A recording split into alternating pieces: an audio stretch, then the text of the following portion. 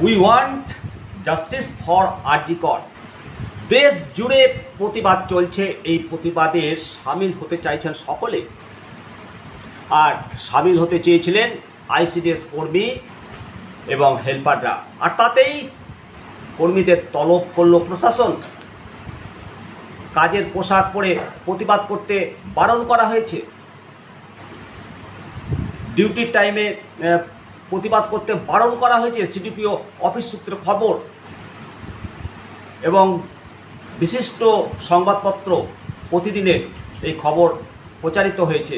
দেখুন, এখানে বলা হয়েছে যে আরজি কর কাণ্ডে দোষীদের শাস্তির দাবিতে মিছিল, বাগদার আইসিডিএস কর্মীদের তলব প্রশাসনের। কাজের পোশাক পরে প্রতিবাদ করতে বারণ করা হয়েছে বলে সিডিপিও অফিস সূত্রে খবর। এখানে এই যে প্রতিবাদে যারা সামিল হয়েছিল তারা মূলত আরজি কর কাণ্ডের প্রতিবাদ জানিয়েই পথে নেমেছিল, বাগদার আইসিডিএস কর্মী এবং হেল্পাররা। আর এই খবর জানতেই তাদেরকে অফিসে ডেকে পাঠানো হয়েছে এবং তাদের অভিযোগ তুলে সরব হয়েছেন কর্মীরা। তবে এ বিষয়ে প্রকাশ্যে কিছু না বললেও সিডিপিও অফিস সূত্রে জানানো হয়েছে যে ডিউটি টাইমে মিছিল করা হয়েছিল, এমনকি কাজের পোশাক পরে তারা প্রতিবাদ মিছিল করেছিল, তাই ইউনিফর্ম পরে অন্য কিছু করতে বারণ করা হয়েছে। বাগদার সিডিপিওর অধীনে প্রায় 150 মহিলা কর্মী রয়েছে। আরজি করের পাশবিক ঘটনা তাদের নাড়িয়ে দিয়েছে। রাজ্যে তথা দেশ জুড়ে আন্দোলনে সামিল হতে দোষীদের শাস্তির দাবিতে গত 16 তারিখ বাগদার হেলেঞ্চার তিকোনা পার্কে একটি মিছিল করেছিলেন। অভিযোগ, সেই সময় বাগদার সিডিপিও অফিস থেকে তাদেরকে ফোন করে মিছিল বন্ধ করতে বলা হয়। রীতিমতো ফোন করে তাদের মিছিল বন্ধ করতে বলা হয় এবং মঙ্গলবার অফিসে ডেকে পাঠানো হয়। মহিলাদের বক্তব্য, আমরা মহিলা হয়ে মহিলার জন্য আন্দোলন করছি, আমাদের ডেকে পাঠানো হলো, কেন মিছিল বন্ধ করতে বলা হলো?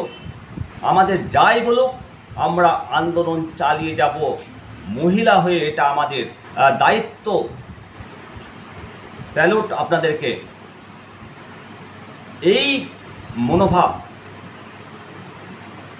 এই শক্তি প্রত্যেকটি মা বোনের মনে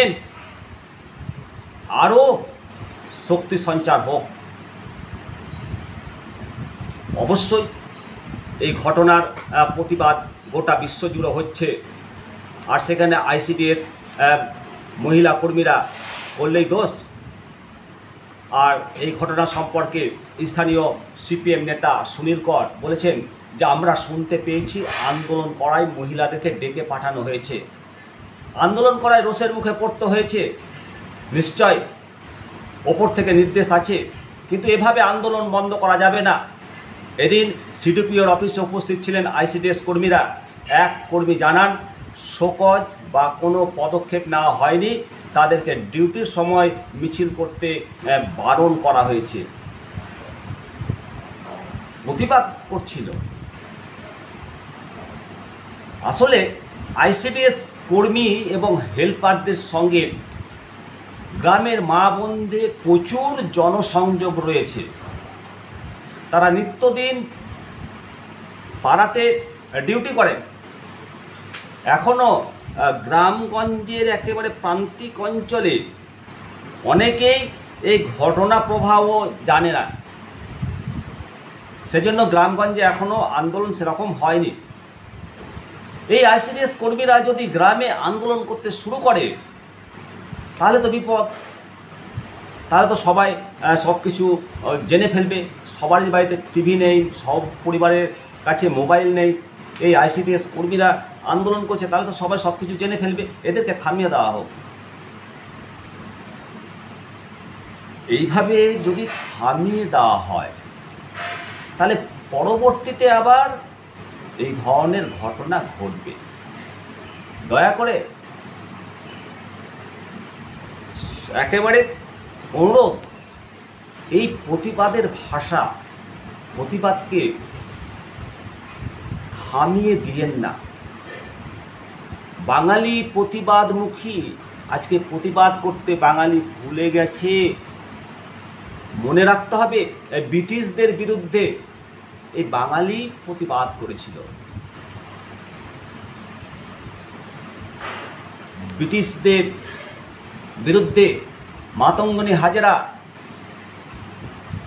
পতাকা কাঁধে নিয়ে ব্রিটিশের বিরুদ্ধে লড়াই করেছিল। আর এই কথাটা মনে রাখতেই হবে যে কালের চক্র বক্র গতিতে ঘুরিতেছে অবিরত, আজ যারা করিতেছে শাসন, কাল তারা পদানত। কোনো শাসক চিরস্থায়ী নয়। তাই শুধু চোখ রাঙিয়ে আন্দোলনকে দামিয়ে দিয়ে এটা ভালো কিছু হতে পারে না। বরং আন্দোলনকারীদের কথা শুনতে হবে, তাদেরকে নিশ্চয়তা প্রদান দিতে হবে। প্রত্যেকটা নারীদের কর্মস্থলে তাদের অধিকার সুনিশ্চিত করতে হবে। আইসিডিএস কর্মীরা এবং বিভিন্ন বিদ্যালয়ের কর্মরত মহিলারা অনেক সময় হেনস্থার শিকার হন। এই সমস্ত হেনস্থা যাতে না হয়, আগামী দিনে তাদেরকে বিভিন্ন সমস্যার মুখে যাতে না পড়তে হয়, তাই জন্যে তো আইসিডিএস কর্মীদের এই আন্দোলন থামানো যাবে না। আর ডিটি আওয়ার্সের মধ্যে টিফিন টাইমে আন্দোলন করতেই পারে, এটা অধিকার আছে কর্মচারীদের। অবশ্যই সমস্ত আইসিডিএস কর্মী, সমস্ত গোষ্ঠী, সমস্ত মা বোনেরা আজকে আন্দোলনে নেমেছে এবং এই আন্দোলন আরও সংগঠিত হচ্ছে। উই ওয়ান্ট জাস্টিস ফর আরজি কর। যতদিন না জাস্টিস পাবে ততদিন আন্দোলনমুখী থাকবে বাঙালি। এই আন্দোলন কেউ থামাতে পারবে না। সকলে অবশ্যই আপনারা মতামত দেবেন, কমেন্টে শুধু লিখবেন উই ওয়ান্ট জাস্টিস ফর আরজি কর। আপনাদের সঙ্গে শিবরাম সরকার, নিমচিতা দর্শন।